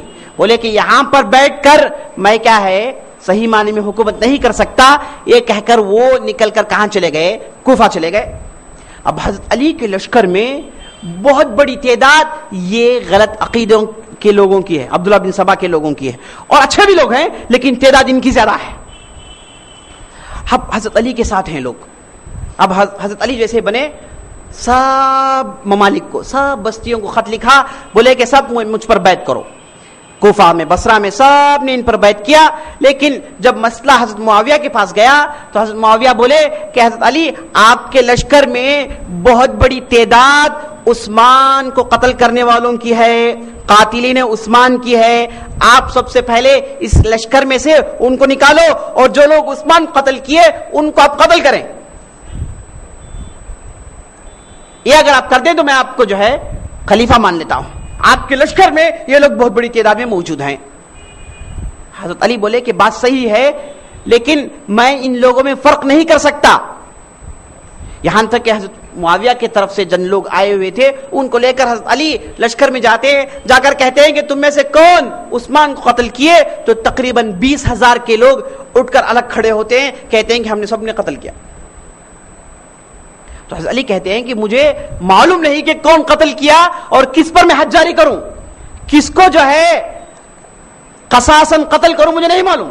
اتنی بڑی تعداد ہے اور ابھی میری حکومت بنی ہوئی ہے، مجھے تھوڑی مہلت مل جائے تو میں ان تمام مسائل کو حل کر سکتا ہوں. اور حضرت علی اس پر قادر تھے، وہ بہترین جو ہے ناظم اور بہترین ایڈمنسٹریٹر تھے، جانتے تھے کہ مسئلہ کیسا حل کرے. لیکن وہ یہ چاہتے تھے کہ سب سے پہلے پورے ممالک میرے خلافت کے اندر آ جائیں تاکہ مسئلہ میرے لیے آسان ہو جائے اور بڑے آسانی سے کام کروں. لیکن نہیں مانا گیا بات. حضرت معاویہ نے کہا کہ نہیں، میں جو ہے جب تک آپ جو ہے یہ کام نہیں کریں گے میں آپ پر بیعت نہیں کروں گا. اب حضرت معاویہ کے جو شام میں تھے وہاں پر بھی یہ فرقے کے لوگ پہنچے، وہاں پر بھی ان لوگوں نے کیا کیا؟ حضرت کے خلیف پروپیگنڈا کیا وہاں پر، اور یہاں پر حضرت معاویہ کے خلاف پروپیگنڈا کیا. اب حضرت علی کے لشکر میں لوگ ہیں اور روزانہ یہ لوگ کیا ہیں؟ حضرت علی کی تعریف کر رہے ہیں، حضرت علی کے حق میں غلو کر رہے ہیں. یہاں تک کہ ان میں سے بعض لوگوں نے کہہ دیا کہ علی رضی اللہ عنہ نعوذ باللہ خدا ہے، نعوذ باللہ خدا ہے. اور عبداللہ بن سبا جو ہے در پردہ یہ باتیں لوگوں کے اندر عام کر دیا. اعلان کر دیا. جب حضرت علی کو معلوم ہوا کہ یہ ایسا آدمی ایسے باتیں پھیلا رہا ہے, بلا کر کہتے ہیں کہ اس آدمی کو قتل کر دو. قتل کرنے کا حکم دیتے ہیں. تو جیسے قتل کرنے کا حکم دیا گیا, عبداللہ بن سبا کہتا ہے کہ اب مجھے یقین ہو گیا کہ تم خدا ہو, اب مجھے یقین ہو گیا کہ تم خدا ہو. اور اس کے پیچھے بہت بڑی تعداد نعرے لگانے لگی. اور بعض خاص مشیرین حضرت علی کو کہے کہ اس کو قتل کرنا فتنے کو دعوت دینے کے برابر ہے, اس آدمی کو جلا وطن کر دو. تو حضرت علی نے اسے جلا وطن کر دیا, کہیں دور بھیج دیا, کہیں دور چلا گیا ہے. لیکن اس نے جو عقیدہ پھیلایا تھا, اس نے جو باتیں پھیلائی تھی, یہ لوگوں میں موجود تھی. لوگوں میں سے بڑی آسانی سے باتیں ختم ہونے والی نہیں تھی. اور یہ عقیدے والے جو حضرت علی کے لشکر میں تھے, جن میں سے ایک فرقہ نکلا, مشہور فرقہ جن کا نام تھا الخوارج, یہ لوگ یہیں سے نکلے. ان لوگوں نے کہا سب کافر ہیں, کوئی مسلمان نہیں ہے, وہ چاہے علی ہو, چاہے معاویہ ہو, چاہے عمر بن عاص ہو, جو بھی ہو, سب کافر ہیں. سب نے غلطی کی. کیوں کافر ہو گئے؟ سب غلطی کی ہے. کیا غلطی کی ہے؟ سب آپس میں لڑ لیے, سب آپس میں لڑ رہے ہیں. آپس میں لڑنا غلطی ہے, غلطی کرنے والا کافر ہے. نیا عقیدہ, نئی باتیں شروع کیا یہی لوگوں میں سے. ان کے خلاف حضرت علی لڑتے لڑتے لڑتے یہاں تک وفات پا گئے. اور یہی لوگ کسے مارنے والے ہیں؟ حضرت علی کو مارنے والے ہیں رضی اللہ عنہ. یہی لوگ مارے, ان کو قتل کیے. انہی میں سے ایک آدمی نکلا جس کا نام تھا عبد الرحمن بن ملجم, اس نے حضرت علی کو ختم کر دیا. پلان یہ تھا کہ معاویہ, عمر بن عاص اور حضرت علی تینوں کو ایک ہی دن میں قتل کر دیا جائے, لیکن وہ دو بچ گئے. لیکن اللہ کے بندے حضرت علی یہ پھنس گئے تھے اور ان کو قتل کر دیا گیا تھا, شہید کر دیا گیا تھا. اور حضرت علی کا قتل ہونا, میرے دوستوں, یہ فرقہ اس کے بعد اب تک یہ جو فرقہ رہا حضرت علی کے زمانے میں, اور حضرت علی کے زمانے میں دو اہم لڑائیاں ہوئی. ایک جنگ صفین, ایک جنگ جمل. جنگ جمل میں جو ہے صحابہ کے درمیان دو لڑائیاں ہوئی, اور یہ لڑائیوں کو شروع کرنے والے, لڑائیوں میں جو ہے فتنہ عام کرنے والے, یہی عبداللہ بن سبا کے لوگ تھے. یہی عبداللہ بن سبا کے لوگ تھے.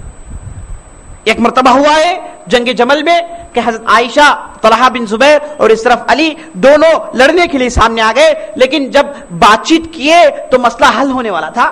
سب جو ہے مان لیے کہ لڑائی کی کوئی ضرورت نہیں ہے, اب ہم جو ہے بیٹھ کر سوچ کر مسئلہ حل کریں گے, لڑنا کیوں ہے, یہ کہہ کر یہ لوگ خاموش ہو گئے تھے. لیکن رات میں یہ جو لوگ تھے عبداللہ بن سبا کے, جن کی تعداد 2000 کی تھی, یہ لوگ دونوں لشکروں میں چیخنے لگے. یہ جا کر سامنے والوں پر حملہ کر دیے رات کے اندھیریوں میں. تو وہ لوگ سمجھے کہ حضرت علی کے لوگ مار رہے ہیں, اور حضرت علی کے لوگ سمجھے کہ حضرت عائشہ کے لوگ ہم کو مار رہے ہیں. تو لڑائی پیش آ گئی.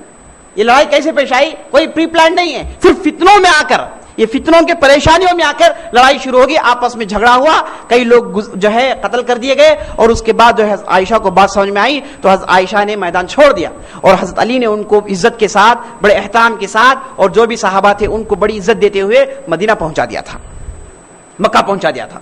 اس طریقے سے لڑائی ختم ہوئی. اس کے بعد معاویہ کے ساتھ جو لڑائی ہوئی, جنگ صفین کے نام سے مشہور ہے, یہ بھی باقاعدہ فتنے پرستوں نے کیا, باقاعدہ انہی لوگوں کا پروگرام تھا. ان لوگوں نے اس طرف گئے تو ادھر ایک بات پھیلایا, ادھر آئے ادھر ایک بات پھیلایا, عقیدے غلط پھیلائے. حضرت علی کے وفات تک جتنے بھی لڑائیاں ہوئی, اس کی حیثیت پالیٹکس کی تھی, سیاست کی تھی. اب یہاں پر عقیدے میں بگاڑ عام نہیں ہوا تھا. سب کیا دعویٰ کر رہے ہیں کہ خلافت علی کو ہو, یہی دعویٰ ہے. لیکن عقیدے میں کھوٹ پیدا نہیں ہوئی. جو عقیدہ آپ آج دیکھ رہے ہیں, مختلف قسم کے عقیدے, خرافات, بدعات, خزعبلات جو آپ دیکھ رہے ہیں, یہ نہیں تھا. اس وقت صرف نظریہ سیاسی تھا, پولیٹیکل نظریہ تھا, خلافت کی بات چل رہی تھی. عقیدے میں یہ آپس میں سب کو مسلمان مانتے تھے. جیسے یہ لوگ یہ کہتے ہیں کہ صحابہ پورے کافر ہیں, یہ چیز عام نہیں تھی.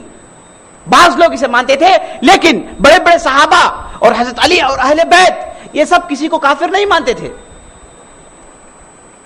اگر آپ تاریخ اٹھا کر پڑھیں گے انشاءاللہ آئندہ مجالس میں بھی اس کی مثالیں آئیں گی کہ حضرت علی کے خاندان اہل بیت میں کئی ایسے افراد ہیں جن کا نام کیا ہے؟ ابوبکر ہے. کئی ایسے افراد ہیں جن کا نام عمر ہے. کئی ایسے افراد ہیں جن کا نام عثمان ہے. حسین بن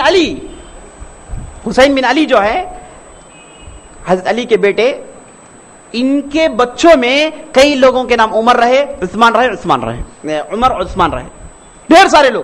اور اس کے بعد آپس میں شادیاں ہوتی تھی. معاویہ رضی اللہ عنہ کے خان یزید بن معاویہ سے اہل بیت کے کئی جو ہے افراد, لڑکیوں کی شادیاں ہوئی. اور آپس میں نماز بھی پڑھا رہتے تھے، ایک کی امامت میں دوسرا نماز پڑھتا تھا، اور جو ہے جب وفات پا جاتے تھے تو ایک دوسرا آدمی آ کر اہل بیت کو نماز پڑھاتا تھا. ولید بن جو ہے مروان بن حکم جو تھا مدینے کا والی، اس نے کئی لوگوں پر نماز پڑھایا جو اہل بیت کے تھے اور دوسرے اہل بیت دیکھ رہے تھے. اور کئی ایسے مثالیں انشاءاللہ آئندہ مجالس میں آپ سنیں گے دلیلوں کے ساتھ کہ یہ تکفیر کا عقیدہ، صحابہ کو کافر کہنا یہ عام نہیں تھا. اہل بیت میں کوئی ایسا نہیں کیا، صرف یہ فرقے صرف جو ہے باطل عقیدہ جو پھیلا رہے تھے، ان لوگوں کے پاس یہ باتیں تھیں، لیکن یہ بات بھی عام نہیں ہوئی تھی. تو حضرت علی کے قتل تک یہ باتیں کیسی تھیں؟ صرف سیاسی نظر سے دیکھا جا رہا تھا کہ کون خلافت کے لیے آئے گا. جب حضرت علی کا قتل ہو گیا تو لوگ جو ہے حضرت علی کے حق میں غلو کرنے لگے. اس کے بعد امامت کا کانسیپٹ، 12 امام کا جو کانسیپٹ تھا، اس کے بعد عام ہوا. انشاءاللہ آئندہ مجالس میں آپ دیکھیں گے کہ 12 ائمہ کون ہیں اور ان کے کیا عقائد تھے، انشاءاللہ آئندہ مجالس میں دیکھیں گے. تو اب اس مجلس میں ہم جو بات آپ کے سامنے عرض کیے، کنکلوژن یہ ہے کہ جو شیعہ جو تھے یہ عبداللہ بن سبا کے مجہودات، عبداللہ بن سبا کے کوششوں کا ایک نتیجہ. اور اس کے بعد شروع کے دور میں صرف ایک پولیٹکس کے نظر سے دیکھا جا رہا تھا، پولیٹیکل ایشو تھا، سیاسی مسئلہ تھا. عقیدے کے میں ابھی کھوٹ نہیں پیدا ہوا، عام لوگ صحیح عقیدے میں تھے، یہاں تک کہ خوارج نکلے اور جن کی تعداد بہت کم تھی، کئی لوگ قتل کر دیا گیا اور کئی لوگ عقیدہ چھوڑ دیے، لیکن بعض بچے کچھ لوگ موجود تھے. تو حضرت علی کا قتل یہ جو ہے شیعہ کا وجود تھا. اصل جو شیعہ تھے باقاعدہ ایک فرقے کی شکل میں، باقاعدہ ایک طاقت کی شکل میں، باقاعدہ ان لوگوں کے لیے سلطنتیں اور باقاعدہ اس میں علماء پیدا ہونا، یہ سب اس کے بعد ہوا. اس سے پہلے جتنے بھی مسائل ہوئے وہ سب کیا مسائل تھے؟ سیاسی مسائل تھے. غلط عقیدہ تھا، لیکن غلط عقیدے کی کیا نہیں کی گئی تھی؟ آبیاری نہیں کی گئی تھی، اسے جو ہے عام نہیں کیا گیا تھا. بعض لوگ مانتے تھے، ورنہ سب لوگ آپس میں مسلمان مانتے تھے، سب مومنین مانتے تھے. لڑائی جھگڑے جو ہو گئے تھے یہ اتفاقی مسئلہ سب مانتے تھے. لیکن حضرت علی کے قتل کے بعد یہ مسئلہ بڑا گھناؤنا ہوا اور مختلف قسم کے باطل عقیدے یہ کیا ہے مذہب اور شیعت کا شکل اختیار کر لیے. انشاءاللہ آئندہ مجلس میں آپ دیکھیں گے یہ جو غلط عقائد عام ہو گئے تھے ان میں سے سب سے بڑا مسئلہ یہ تھا کہ قرآن کے اندر تحریف، قرآن کے اندر تبدیلی، قرآن کے بعض آیتوں میں حذف، بعض آیتوں میں ڈیلیشن، بعض آیتوں میں ایڈیشن، یہ مسئلہ عام ہو گیا تھا. انشاءاللہ آئندہ مجلس میں ہم آپ کو بتائیں گے کہ شیعہ حضرات کے جو علماء ہیں اور ان کے جو معتبر کتابیں ہیں ان تمام کتابوں میں یہ بات لکھ دی گئی ہے، یہ بات موجود ہے کہ قرآن کے اندر تحریف ہوا ہے، قرآن کے اندر چینجز آئے ہیں. انشاءاللہ ھذا باللہ توفیق وصلی اللہ علی نبینا محمد وعلی آلہ وصحبہ اجمعین. کوئی سوال اس کے متعلق ہے تو آپ ضرور کر سکتے ہیں.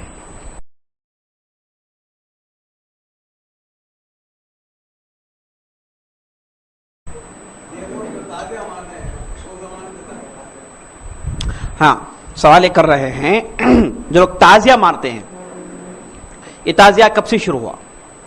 یہ تعزیہ جو ہے بالکل بعد کا مسئلہ ہے. لوگ تعزیہ اس زمانے میں نہیں مارتے تھے، تعزیہ دوسروں کو مارتے تھے، یہ تلوار اٹھا کے دوسروں کو مارتے تھے، وہ مختلف تعزیہ تھا. لیکن اپنے آپ کو مار لینا یہ بعد میں شروع ہوا، بالکل بعد میں شروع ہوا، 200-300 سال پہلے کا مسئلہ ہے. اس سے پہلے چیزیں ماتم کے نام سے یہ لوگ کیا ہیں یہ مناتے ہیں. اس کی بھی تفصیل انشاءاللہ آئے گی آگے انشاءاللہ.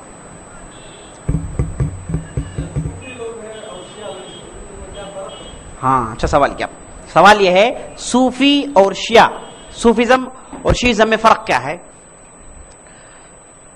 شیعہ یہ ایسا فرقہ ہے جس کے ساتھ اہل سنہ و جماع کا اختلاف سب مسائل میں ہے. اصول میں بھی اختلاف ہے، ان کے فروعی مسائل میں بھی اختلاف ہے، عقیدے میں بہت فرق ہے. لیکن صوفیہ جو ہیں ان لوگوں کے اختلافات شیعہ کے اختلافات سے کچھ الگ ہیں. شیعہ حضرات کے پاس کیا ہے کہ وہ حضرت علی کو خلیفہ مانتے ہیں، امامت کا کانسیپٹ ہے ان کے پاس، 12 اماموں کو مانتے ہیں اور 12 اماموں کو انبیاء سے زیادہ مرتبہ دیتے ہیں. اور اس کے بعد ان کے پاس تقیہ کا کانسیپٹ ہے، رجاء کا کانسیپٹ ہے. ان لوگوں کا راستہ، ان کا طریقہ کچھ الگ ہے. یہ صوفیہ حضرات ہے، ان کا کچھ الگ ہے. صوفیہ حضرات میں تین قسم کے ہیں. بعض لوگ کیا ہے, عقیدے میں کوئی کھوٹ نہیں ہے, صرف عملی میدان میں چند بدعات ہے.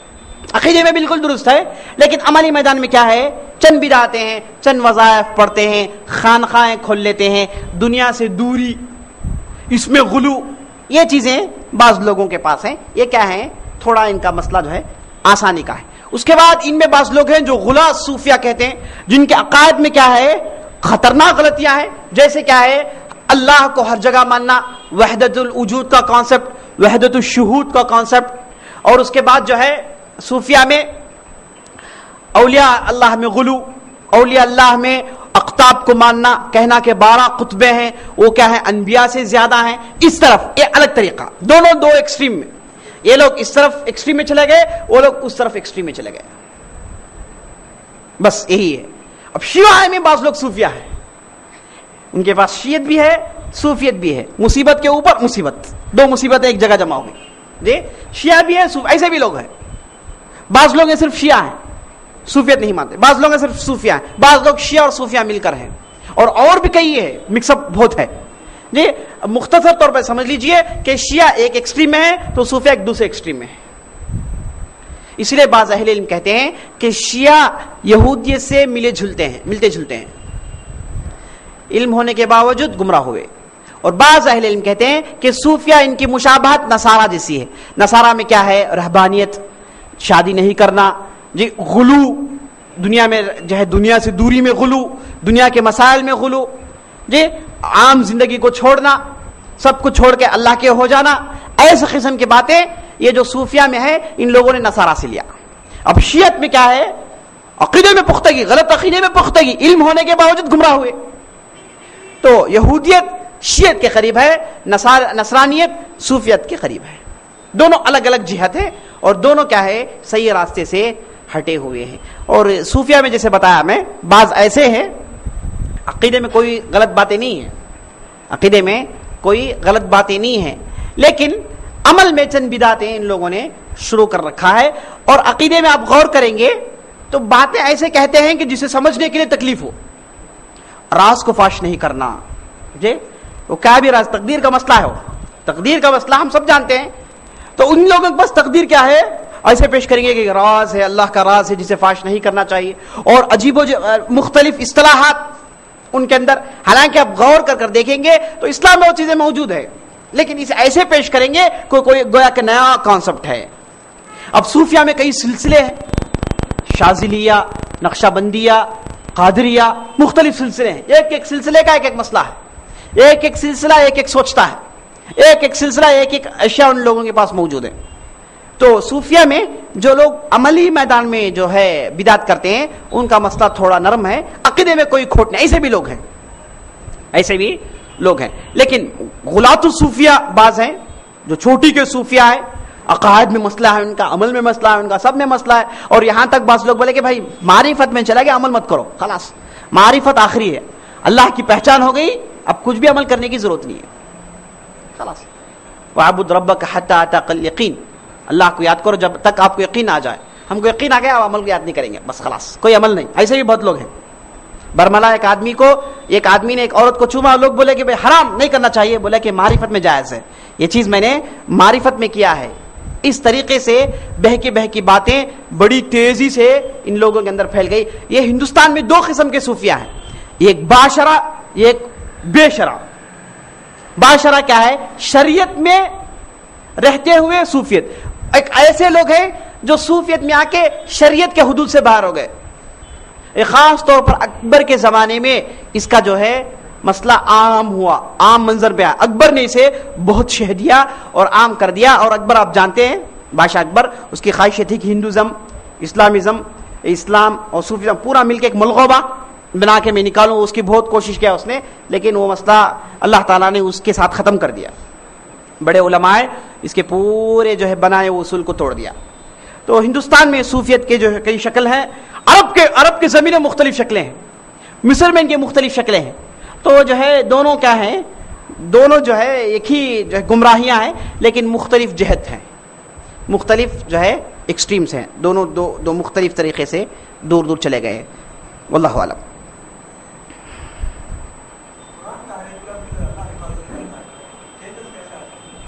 ہاں یہ صحیح بات ہے. نہیں, سوال یہ کر رہے ہیں کہ اللہ تعالیٰ نے قرآن کی حفاظت کی ذمہ داری لی. انا نحن نزلنا الذکر وانا لہ لحافظون, ہم نے اس کتاب کو نازل کیا, ہم ہی اس کی حفاظت کرنے والے ہیں. یہ ذمہ داری اللہ تعالیٰ نے اپنے پاس لے رکھی ہے. اس کے باوجود یہ چینجز کیسے آ سکتے ہیں؟ دیکھ رہے ہیں کہ لوگ چینج کر رہے ہیں, آیتیں ایڈ کر دیا. ہم امریکہ میں قرآن نکالے ہیں, اپنی مرضی سے ان لوگوں نے جو چاہے رکھ لیا, جو چاہے نکال دیا. اور جو ہے مختلف قسم کے جو ہو رہے ہیں, یہ کیوں ہو رہے ہیں؟ بھائی اللہ تعالیٰ نے قرآن کی حفاظت کر دی ہے. اللہ تعالیٰ نے قرآن کی حفاظت, اصل قرآن موجود ہے, اصل نسخہ کتابوں میں نہیں, لوگوں کے سینوں میں ہے. غیر معمولی اس کی حفاظت ہو گئی. اب یہ لوگ جو کوشش کر رہے ہیں, یہ کوشش حفاظت کے سامنے کچھ بھی حیثیت نہیں اس کی. وہ ایک انڈیویجول کا مسئلہ ہے. ایک انڈیویجول چند آیتیں بول لے کے قرآن بولے, وہ قرآن بول رہا, لیکن لوگ اسے قرآن نہیں بولے. اب مسلمان کذاب آیا, اس نے چند آیتیں پڑھی, بولا کہ بھی قرآن میں سے ہے. وہ قرآن بول رہا ہے نا, وہ تیرا قرآن ہے, تو نے اسے قرآن بول لیا. ہم نہیں بولے. اللہ تعالیٰ جو قرآن کی حفاظت کا جو ذمہ داری لیا ہے, وہ ایسا قرآن ہے جسے پورے لوگ قرآن بولے. اب میں چند آیتیں لکھ لی کہ قرآن بولا, قرآن تو بول دیا میں, لیکن قرآن ہے وہ نہیں. قرآن کی حفاظت ایسے قرآن کی حفاظت جسے پورے لوگ قرآن مانتے ہوں. اب امریکہ میں قرآن نکال لیے, اس سے پہلے لوگ قرآن نکال لیے, ایڈیشن سبٹریکشن ہو گیا. ہونے کے بعد کیا اسے پورے لوگ قرآن مانے؟ نہیں مانے. کیا اس پر عمل ہو رہا؟ نہیں ہو رہا. ایسے تو ہوتے رہیں گے, قیامت تک ہوتے رہیں گے. لیکن اصل قرآن جسے پورے لوگ مانتے ہیں, لوگوں کے سینوں میں محفوظ ہے, کیا اس میں چینجز آئے؟ نہیں ہے. ایک چیز. دوسری چیز یہ بھی یاد رکھ لیجیے میرے دوستو, قرآن کی جو حفاظت اللہ تعالیٰ نے اپنی ذمہ داری لی ہے, وہ کیسی حفاظت ہے؟ زیادتی اور نقصان سے. قرآن میں کوئی چیز زیادہ نہیں ہوگی اور کوئی چیز ناقص نہیں ہوگی, لیکن آیتوں کی تحریف ہو سکتی ہے, آیتوں میں تعویل ہو سکتا ہے. ایک آیت پڑھے, مطلب دیکھے, لیکن اپنی طرف سے ایک مطلب بولا. سورہ بقرہ میں جو بقرہ کا ذکر آیا ہے, بعض شیعہ کہتے ہیں بقرہ سے مراد حضرت عائشہ ہے, نعوذ باللہ. یہ آیت کی تحریف ہے نہیں ہے؟ تحریف ہے. آیتوں میں تحریف تعویل لوگ کرتے رہیں گے, لیکن زیادتی اور نقصان اسی سے حفاظت ہے. اللہ نے جو حفاظت کی ذمہ داری لی ہے وہ زیادتی اور نقصان. کوئی آیت یا پھر ورڈ آپ ایڈ نہیں کر سکتے, کوئی ورڈ یا پھر آیت آپ سبٹریکٹ نہیں کر سکتے. اس کی حفاظت کی ذمہ داری لی ہے اللہ تعالیٰ نے. اور اللہ تعالیٰ نے صحیح تفسیر صحابہ کے ذریعے سے, علماء کے ذریعے سے زمین موجود رکھا ہے, لیکن یہ تفسیر میں اختلاف, تفسیر میں تعویل, تفسیر میں دو رائے, صحیح دونوں رائے ہو سکتے ہیں. اس کی گنجائش ہے. یہ صحابہ کے زمانے میں تھا اور نبی صلی اللہ علیہ وسلم کے زمانے میں بھی تھا. ایک ہی آیت کے کئی تفاسیر موجود ہے, اس میں کوئی حرج نہیں. لیکن حفاظت کیسی؟ زیادتی اور نقصان سے حفاظت. اب جو لوگ زیادتی اور نقصان اپنے طرف سے کر لیے ہیں, وہ اپنے طرف سے قرآن بول رہے ہیں. کیا اسے ساری امت قرآن بولی؟ کیا سارے دنیا کے لوگ اسے قرآن بولے؟ نہیں. قرآن میں کوئی چیز ایڈ ہو جائے تو قرآن قرآن نہیں رہتا, اسے دوسرا نام دیجیے آپ. ہم جو قرآن کو مانتے ہیں, جو قرآن نبی صلی اللہ علیہ وسلم پر نازل ہوا, جو قرآن صحابہ کے زمانے میں تھا, جسے مسلمان 1400 سال سے نمازوں میں پڑھ رہے ہیں, وہ پرانی کتابیں موجود ہیں, اس کی تفسیر علماء لکھتے ہوئے چلے آ رہے ہیں اور اسے اپنے عمل میں لائے ہوئے ہیں, بطور کانسٹیٹیوشن اسے مانتے ہیں, بطور قانون اسے مانتے ہیں. یہی قرآن ہے. اب ایک قرآن لکھ لے کے قرآن میں بولو تو وہ قرآن تو بول رہا, بھائی تیرے پاس قرآن ہے, ساری دنیا کے لوگ اسے نہیں مانے. اب تو چاہے اس میں کیسے بھی چینجز لا لے, اس سے کچھ بھی نقصان ہونے والا نہیں ہے. بات سمجھ میں آئی؟ تو اللہ تعالیٰ جو چیز کی حفاظت کی ذمہ داری لیا وہ قرآن ہے جو ہمارے پاس موجود ہے, اس کی حفاظت ہے. سمجھے آپ؟ اب مثال طور پر میں کہہ رہا ہوں کہ بھائی میں ایک گلاس کی حفاظت کروں گا, آپ ایک دوسرا گلاس لا کے رکھ لے بازو, ایسا ہی. کیسا بھائی ایسا اور ایک گلاس ہے نا, بولے یہ گلاس میں چیزز آئے, اس میں دراڑیں پڑی, اس میں کوئی چیزز آئے نہیں ہے, آپ لا لیا, میں کیا کروں؟ یہ جو اصل گلاس ہے تو میرے پاس ہے, اس کی حفاظت میں کر لیا. آپ ایکسٹرا چیزیں گلاس سے رکھ لیا, پلیٹیں رکھ لیا, آپ کچھ بھی کر لے, یہ تو اس میں تو کچھ چیزز نہیں آیا نا, اس کی ذمہ داری میں لیا ہوں, یہ تو محفوظ ہے نا. واللہ اعلم.